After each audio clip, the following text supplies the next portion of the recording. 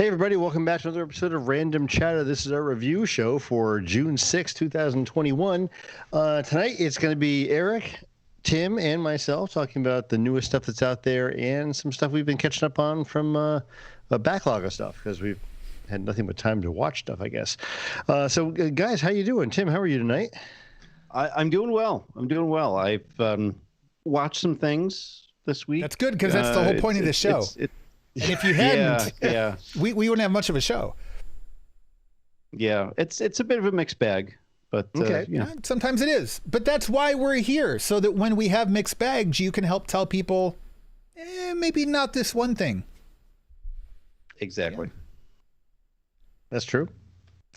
And Eric, how are you? I'm doing okay. It's been an interesting week because most of my viewing has been either a lot of YouTube because I fell down the cryptocurrency rabbit hole, and which has actually been really fun and exciting. Like, I had no idea how much I didn't understand, and I had to kind of curate like who to listen to and who not to. But in the process, I've learned a lot more about how markets work in general, whether stocks or crypto or whatever.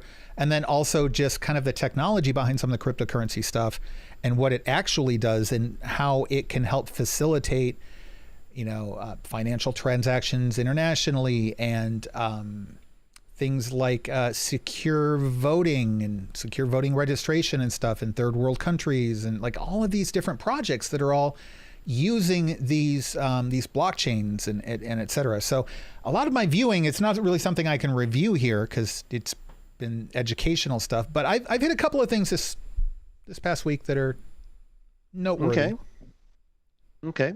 Well, let's start off with something that's kind of near and dear to our hearts. I mean, we all build Legos, and I think we all enjoyed season 1 and season 2 of Lego Masters premiered last week. I'm surprised at how cool the first season of Lego Masters was. Honestly, when they said they're doing a reality show, a competition Lego show, I thought, really?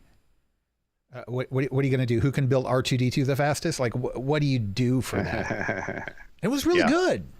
Mm-hmm. Yeah, the amount of creativity was seriously impressive. Very impressive. Seriously. And the thing of it is, this season, like last season, there's a couple of, I think, teams going to be really good that know their stuff and know their craft and can build things on the fly without the instruction manual that I need to build any Lego model I do. They usually build them on tables. Get it on the fly? Tim. Because it was a joke. Yeah, I know. Okay. I know. It was a bad one and it needed explaining, so I thought maybe if I explained it would help, but it really didn't. So like last season, there's 3 or 4 teams I think that are really good at what they do, and the other teams are kind of like, okay, I mean, hopefully you get better, but you don't really have time to get better in a show like this. Weed out the really, the bottom 10% pretty quickly, probably. Yeah, but, I really do kind of feel like this year there are some standouts, and there are some that like, okay, the first 2 or 3 episodes, we know how it's going to go. Mm-hmm. Mm-hmm. That build that won it last, I keep wanting to say last night, so I watched it last night, but I don't know when it was on. With the 2 dragons, that was amazing. A very well done build. Very. Yeah. That was the first thing I thought. I'm like, ooh, if they could, in my mind, I'm thinking stuff. They could do something like with these dragons, like moving through the air. It'd be kind of cool. And they ended up doing it. I'm like, wow, that's way better than I thought it was going to be. It was impressive. So, yeah, there were a couple of really good builds in the show, and I think to be fair too, in that first challenge, I think there's still the players, the contestants, kind of getting used to the rules, getting used to the time constraints, getting used to what's expected of them, getting used to what types of creativity they need to employ. Because there were some where they were either too ambitious and ran out of time, or they didn't really get very creative with it and they kept things too basic and it just didn't go anywhere. Well, and that's the thing too. This first challenge, they had to do something that would show them show the two makers off. What is it about you guys that is personal to you, and then do a nice build with some motion to it. Right. And like one of the teams had a really nice build, but like they had said, it didn't really showcase you guys. Right. So it didn't really follow all the rules, but it was a great build. I just would like to be able to go in there and build something in that Lego room, because they have access to every brick ever made by Lego. And just like, wow, I could try this, I could try that. But, in this first challenge, it was 14 hours. And I just can't, I'm like, okay, so it seems like they even mentioned one of the teams said everything came together at the last minute for them. But, I mean, for 14 hours of building, how, I don't know how much that is design phase, how much that is working on trying something that didn't go right for you, went a whole different direction after that. But, because that'd be 13 and a half right there for me. Things not design going phase? Right and having to, like right there, that's all except the 30 minutes at the end. So it's amazing though, what they've done. Yeah, Tim? Yeah, it's just, this is, I have concerns with this season. Yeah. In the first season, there seemed to be a lot of potential right from the get-go. And this season, this first episode, we really only saw like two good teams, and the rest just seriously didn't seem to have it. I agree. I'm sure things are going to pan out just fine.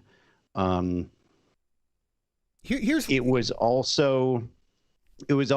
felt very rushed and overproduced. And I think the reason for that is because it was the first episode of the season, and so we had to be familiarized or at least introduced to all the teams. So I totally get that. But on the other hand, it's not like it's a crazy idea to do an extended premiere episode. So do an hour and a half or 2 hour long episode so it doesn't feel that rushed and mechanical and overproduced. So I was not a huge fan of this particular episode. I love the winning build. The winning build was mind blowing, but beyond that, I just was not impressed. So here's my take on it. I agree with you on the overproduction, but I kind of feel like a lot of season one had some pretty very overproduced episodes as well. So I think I'm willing to forgive that a little bit. My issue was I felt like the challenge was too vague, and it didn't give them really a lot of direction. Like, tell us about yourself. Go build something.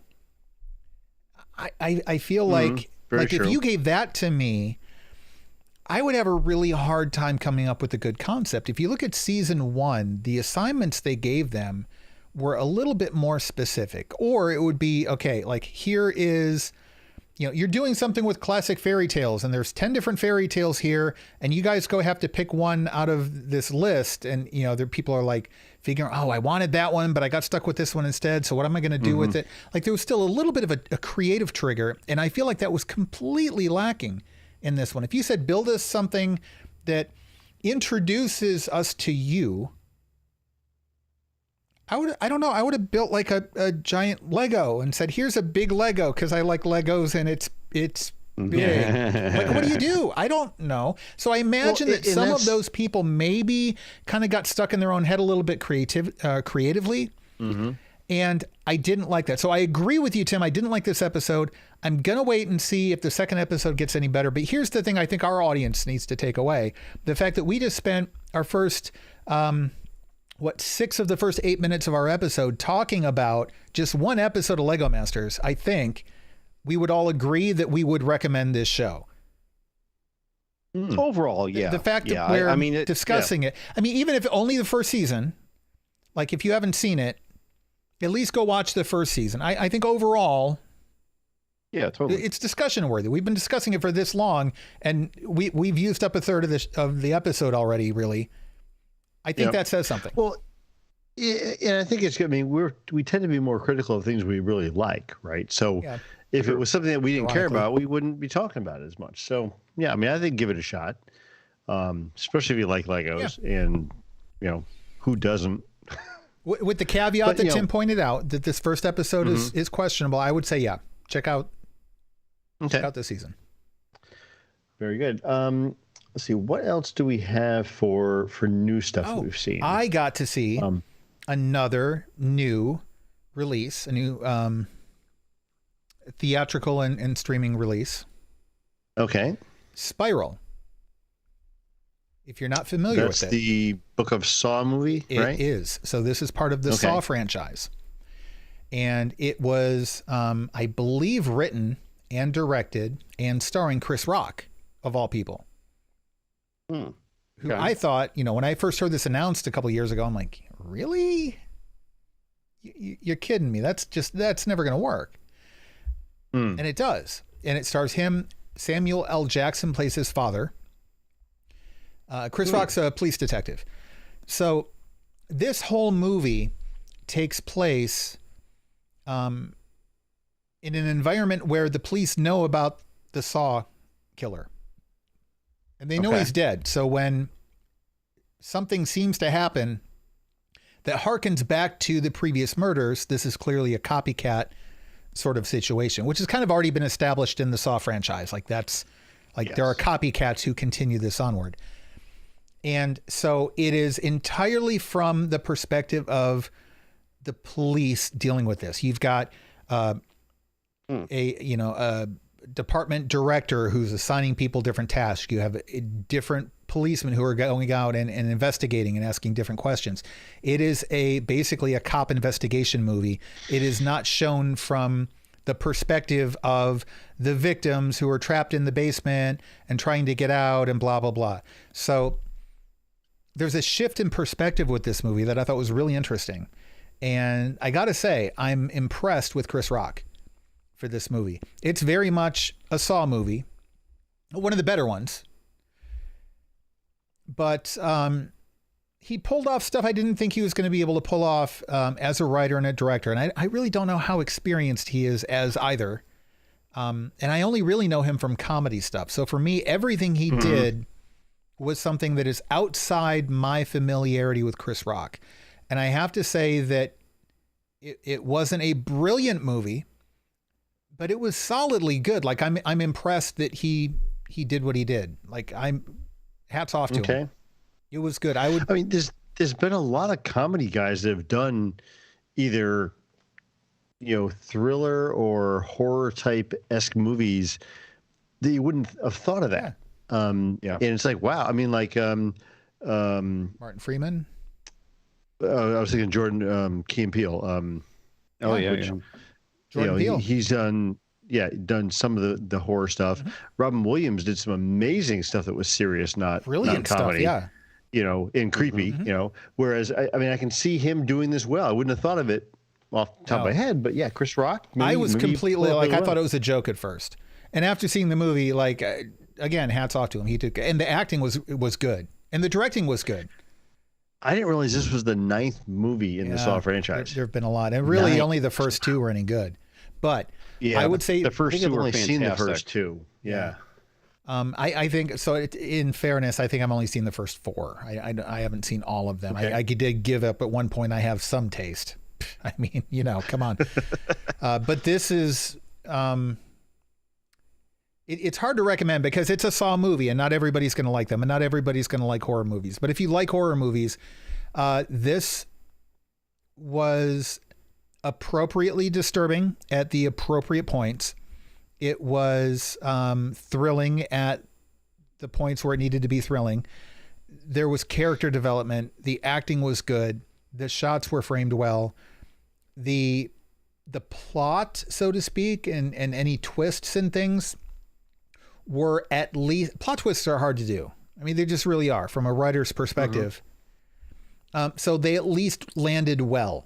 Okay, we're not talking an M. Night Shyamalan, but they landed well. And I would recommend this movie if you're into horror movies. Okay. It was solid. Easily. Okay. Speaking of plot twists, you mentioned M. Night a second ago.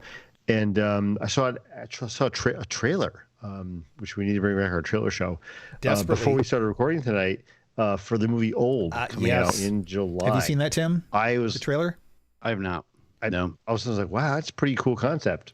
So Something to think about. We need to set up a recording date to crank out a few.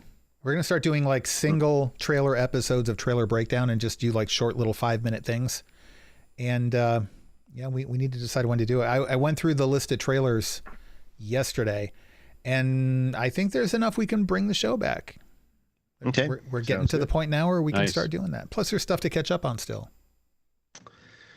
Very good. One of the new thing that I've seen on Amazon Prime Video, a TV series called Panic, or streaming series, I guess I should say, not TV series.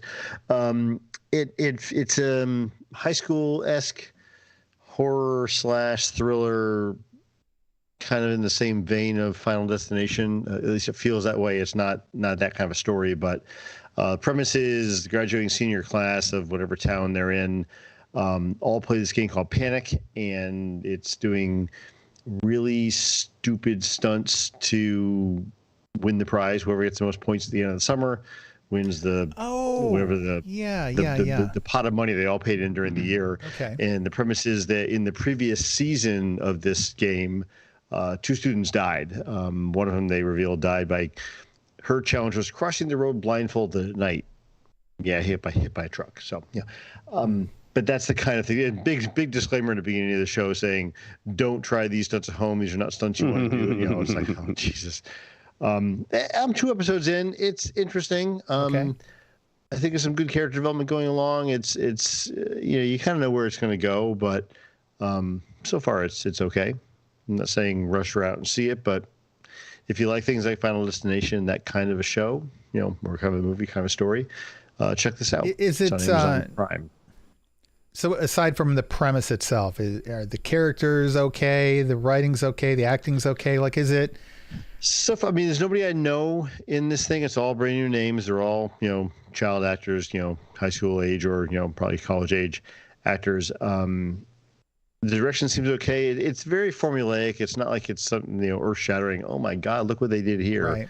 But, so far so good. I mean, you've got the girl who is down and out in her luck and has no money and comes from a broken family, and mom's a deadbeat, and there's no money in the family, so she needs the money to get out of town to win this and improve her life type thing. Yeah.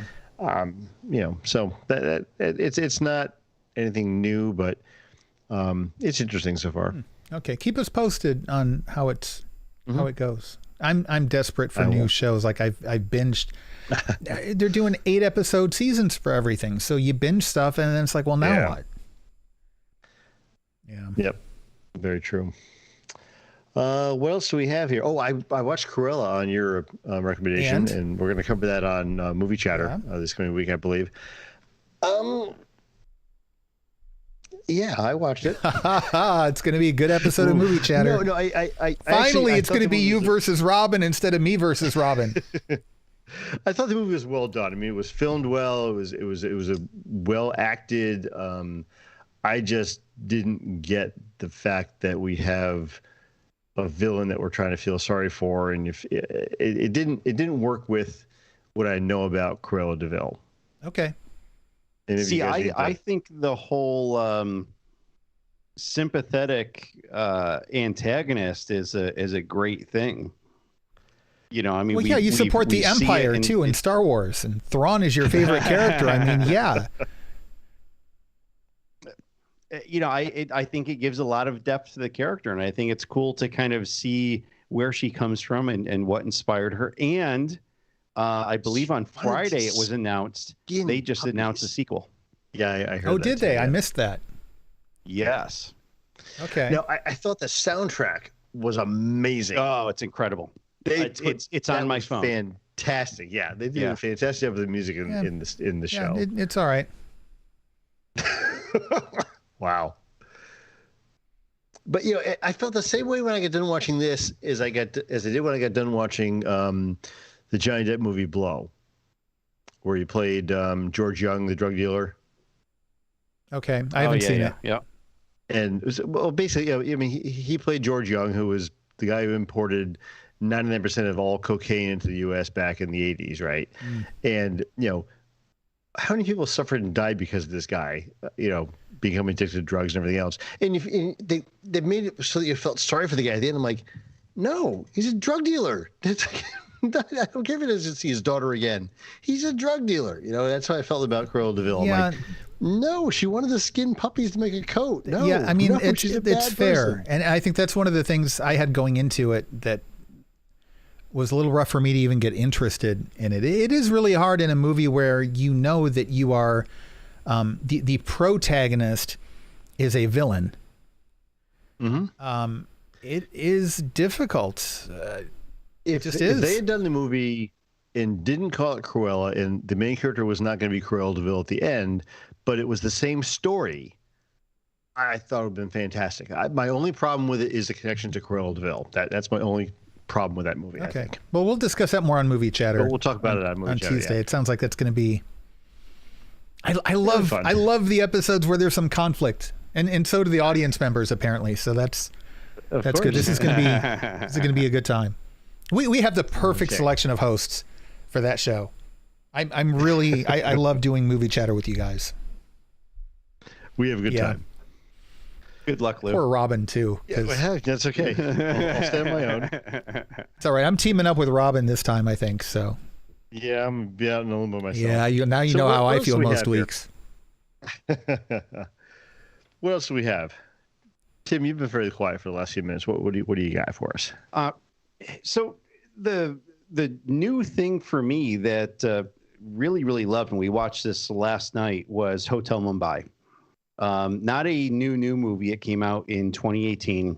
It's got Dev Patel and Jason Isaacs in it. And the rest of the cast is really fantastic. Yeah, they're both really good. This is based on a true story back in 2008, I believe it was. In Mumbai, India, there was a what we call a complex coordinated terrorist attack, a CCTA, that was perpetrated by some Pakistani terrorists who came in, and I think there were 10 of them, and they hit numerous locations within the city.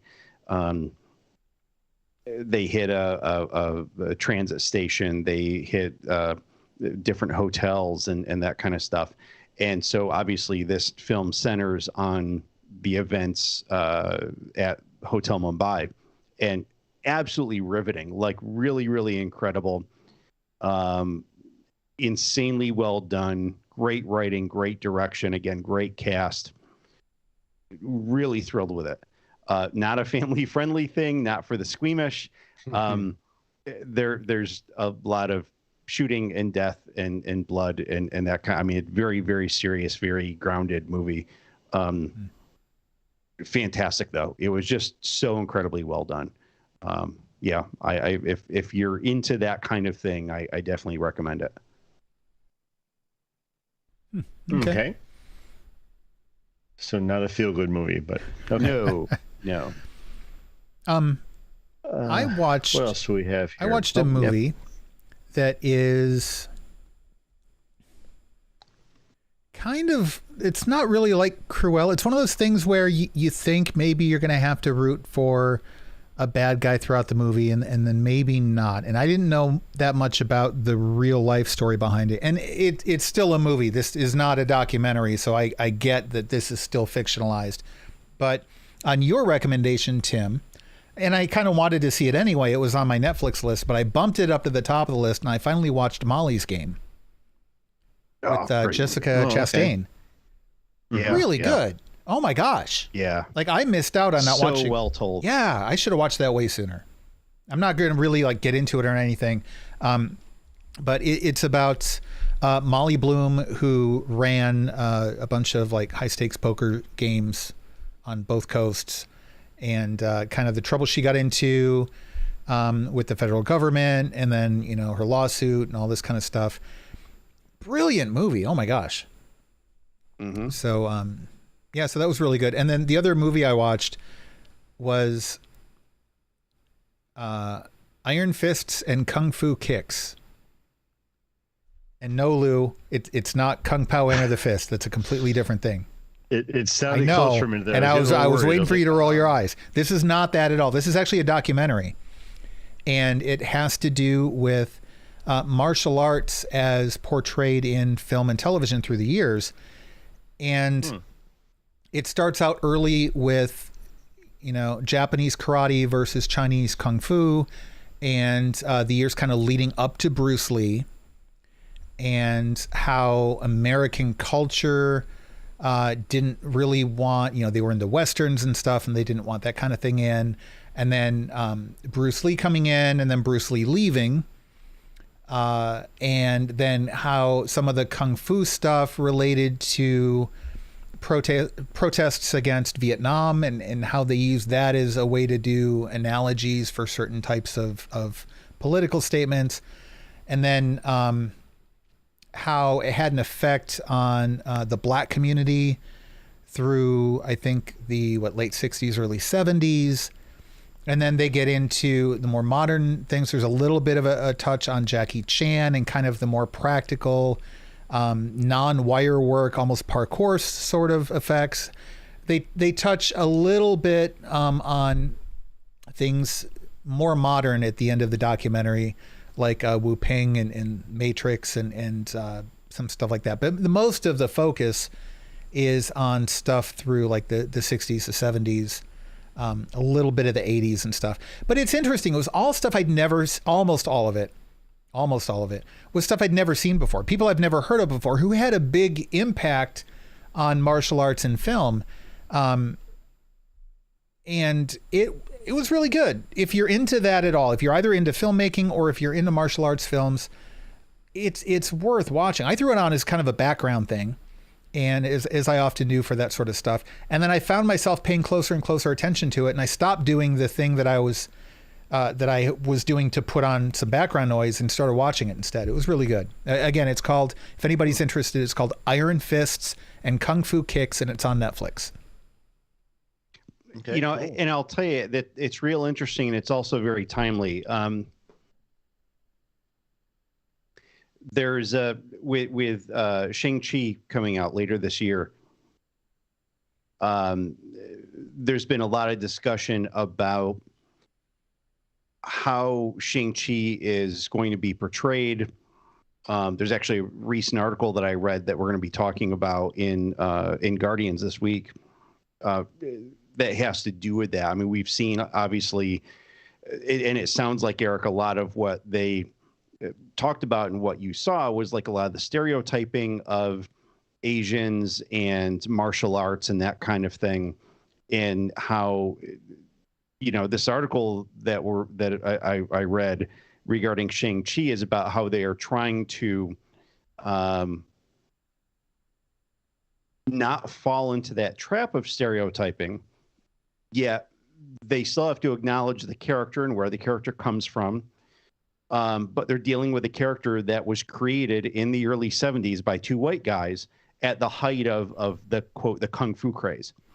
And so there's this like really interesting dynamic that has to come into play. And of course, also for the last particularly year plus, we've seen a lot of discrimination against Asian Americans. Yeah. So there's also a little bit of a of an undertow there with that. And yeah, that sounds really interesting. I'm going to add that to my watch list, because that seems to be very much kind of in the contemporary discussion. Yeah, I'll say this too. There were enough they covered so much, and almost all of it was fascinating, that I think I'm going to rewatch it, which I almost never do with documentaries, especially this soon after watching it the first time, because at the beginning I was distracted. I did put it on as background noise. And I feel like there were some things I missed, and I want to go back and rewatch and catch those. It really was good. And I think you're right, Tim. It's timely right now, both from a sociological point of view, and then also the fact that we're getting what could turn out to be the biggest budget martial arts film that we've had in many, many years, just based on the fact that it's MCU. Yeah. Right. So, this could be really timely. Okay. Cool. Yeah, I'll probably check that out as well. I love me a good documentary. And then the only other thing I've been watching, and then this will clean up my list, other than continuing to try to catch up finished Mass Effect 1. I did watch a little bit more of Schitt's Creek. We were talking about it in Discord, and somebody said, yeah, it doesn't really get good until, 5 or 6 episodes in. And I thought, I've said that about so many shows over the years that maybe I should go ahead and hang in there for 5 or 6 episodes. I'm desperate for a show to watch anyway, so I'll give it a try. I've gotten a few more episodes in, and it's holding my interest a little bit better, and we'll see how it goes. Okay. But it goes back to your point, Lou. It's hard to root for the bad guy. These people are horrible, and it's not like they're, the what's the word for it, when like everybody else is like the straight guy, so to speak, comedy wise, and then you're the buffoon. It's like the other people in town aren't likable either. There's one likable character on the whole show, and everybody else, it's just like, I start thinking back to Army of the Dead and just, call it Las Vegas, just nuke the whole thing. I mean, it's one of those shows where I don't see anything in common with the characters in the show, and they're mostly annoying. But they grow on you. It's like, okay, I'm still entertained. Right. I wouldn't think I'd be entertained by it, but yeah, I'm okay. I mean, and you're right. There is the only one likable character, and I think you're talking about the girl, right? The hotel. Yeah. Yeah, the hotel. Yeah. Motel. Excuse me. And otherwise, you're like going, oh my God, what are these people doing? It's same thing with Sharon and I watching Shameless. It's like, I've got nothing in common. And with that's why people, I've never started watching that. And I'm like, but it's good storytelling. Yeah. I mean, as much as you're like, but is it a story I want to hear? Go away. Yeah. No, you're absolutely right. And that feel the same way, but I'm still entertained by it. I think we're in season 9 right now, trying to get through the rest of that, but it's just, it's still good television. Okay. I'm giving it a shot. I think that every now and then it's good to step outside your comfort zone. And when you get enough people recommend something, then I think that, if you've got the time, if you've got the access to it, go ahead and try it out, because then even if you don't like it, if that many people are recommending it to you, now you can approach the discussion from an educated opinion and say, you know what, I tried it. I didn't like it. Here's why. So, I mean, there's nothing to lose at that point. So either I'm going to like it, or I can tell people, I gave it an honest shot. I tried really hard. Sure. If you had a ton of things in your backlog you wanted to get through, fine. Yeah. Don't bump we wouldn't this even up, be having this conversation right now in that case. Exactly. You're looking for stuff to watch, try it. There's worse stuff out there. So, okay. I've got nothing else. Tim, you have anything else you've been viewing? Yeah. Let's see. Love, Death, and Robots. I've been really excited for the second season to come out. I absolutely love the first season. The second I haven't season, watched any of that at all. No. The first season was really fantastic. I got to say the second season was a little disappointing. Oh, really? I've watched about half of the first season, Lou. I've still got to catch up. But the second season, not so much? And I'll tell you, I absolutely love the animation in this second season. In most of the episodes, a couple of the stories were good, but all in all, the stories, they just didn't grab me like the first season did. Most of the stories in the first season, I was just riveted by. I thought they were fantastic and so well told. This second season, there were a couple that I thought were good. The rest, I wasn't too thrilled about. But still, it's it's decent animation. Give it a shot. I think there's probably something there for everybody. And then watched actually just this afternoon. Watched again Where Eagles Dare. Where Eagles Dare is it was done in 1968. It's a World War II movie. Had Richard Burton and Clint Eastwood in it, and it's a pretty well told movie. There's a lot of nuance. Basically, there's a kidnapping and a rescue to a castle where a bunch of Nazis are holding the person, and there's a lot of like double agent, spy versus spy kind of stuff that's going on in it. Really well told. I think I saw it last time maybe a year or two ago. Really enjoyed it, and it happened to be on AMC, so we watched it. I like it. Okay, cool. Okay, well, there you have it. Some things to watch, some things to stay away from. We'll come back at you next week with some more of the same. Yeah. All right. Until then, be sure to go to randomchatter.com and check out our other podcasts, which, by the way, we are in the process of looking at bringing our audio podcasts into YouTube, not as what we're doing here right now, but just strictly as like audio with the title card, so that the people who are really plugged into the YouTube ecosystem can still listen to the other shows as well. So everything is going to be here on the YouTube channel, as well as the audio podcasts. Those are not going away. So keep an eye out for that. If you're not already watching us on YouTube, go to youtube.com/randomchatter or randomchatter.com/YouTube. Hit the subscribe, like buttons, and maybe even the notification button so that you can find out when we go live and when you can come hang out and listen to us. If you can't catch us live, that's okay. The episode's posted immediately afterwards. You can watch it anytime you'd like. And a quick announcement. And then I think before we go, Tim, I think you had a couple of network announcements too we're going to get to. But I want to let people know, we talked before about the fact that we were no longer going to run a Random Chatter Discord server. And that's been the case. But we are hanging out on a different Discord server right now. And we put the link on Random Chatter. If you go to randomchatter.com/escape hatch, we are part of a new Discord server called the Escape Hatch. We do have a Random Chatter channel there. We've got channels for other community projects, some role-playing games. Some other people have YouTube channels and stuff they promote there. But a lot of it's the same kind of thing we had before, movies and television and Star Wars and stuff like that. So, and a lot of the same communities there as well. So head over there and join us in Discord. randomchatter.com/escape hatch is a quick and easy way to get the invite link. And Tim, did you say you've got some other network announcements? Yeah, a couple quick things. So first of all, Loki is coming out this Wednesday. Yeah. On Disney Plus. Yeah, really excited about that.